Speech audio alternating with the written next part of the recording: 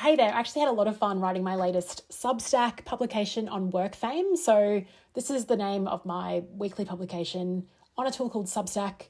I'll link to, you can sign up, it's free. Link is in the show notes for this one.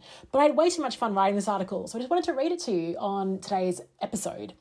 It's all about interrupting someone, and the reason I wrote this was actually I was on a group mastermind call, well, not a mastermind, maybe it was like a group Q&A call the other week, and one person just took up like 20 minutes of airtime, just rambling on and on. I got really frustrated, and the host didn't jump in.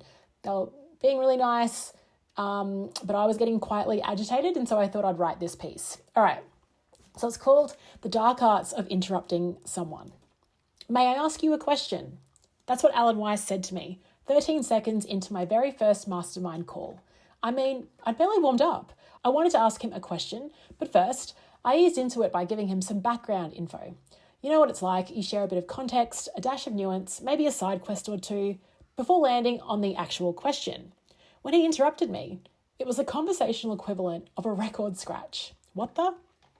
Then Alan added, just ask you a question. If I need context, I'll ask. It was a little bruising and also completely brilliant. That was the first time I witnessed what I now call one of the dark arts of hosting a room, the power to interrupt well. Most people tiptoe around this. It feels taboo, too pushy, but when done right, interrupting isn't rude. It's actually one of the most generous, room-respecting moves that you can make. And if you're leading meetings, group coaching, masterminds, team huddles, or hot seat sessions, learning the skill puts you in a league of your own. Most people think interrupting is impolite. They're wrong. We're taught that good people don't talk over others, that it's better to nod, smile, and endure the ramble than to redirect. But in high-stakes conversations, especially in group settings, that mindset can destroy value. Like most dark arts, interrupting comes with risk. Do it badly and you tank the vibe. Do it well and you lift the entire room.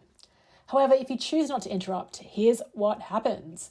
You create space for unfiltered, irrelevant storytelling. The extroverts take over, the introverts disengage, time just drags on, everyone leaves a little more depleted. Interrupting resets the dynamic. It lets people know this is a room where attention is respected and time has value. Why we avoid interrupting.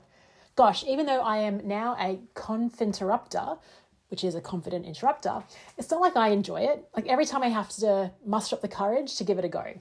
But here are some reasons why we let conversations go loose. One is we want to be liked. Interrupting feels harsh. It clashes with our inner people pleaser, especially in peer-based spaces. We'd rather keep it breezy than step in. Two, we don't trust ourselves. I mean, what if we misjudge the moment? What if we misread their flow? What if they're about to land on something profound? So we all wait and wait and wait. And we realize the symbol crash or epiphany is never coming. Three, we haven't set expectations. You cannot interrupt confidently if you haven't given people a clear roadmap. If they think they have 20 minutes to share their life story, they will use it. If they know up front they have 2 minutes or to simply just ask their question, they'll self-edit. And it also gives you permission to cut in after a couple of minutes. Interrupting is a public service.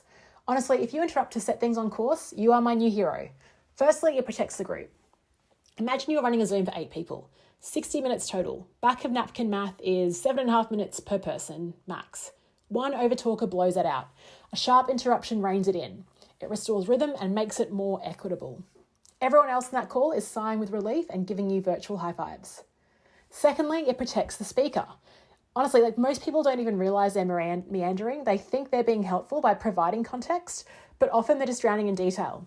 A clear redirect like, hey, what's the core challenge here? Pulls them out of the weeds and into clarity.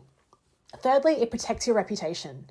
Let the session drag and people will ghost your next one. However, if you become known as someone who runs tight, purposeful rooms, then your work fame grows. Remember, people remember who made their time feel valuable. Mastering the dark arts.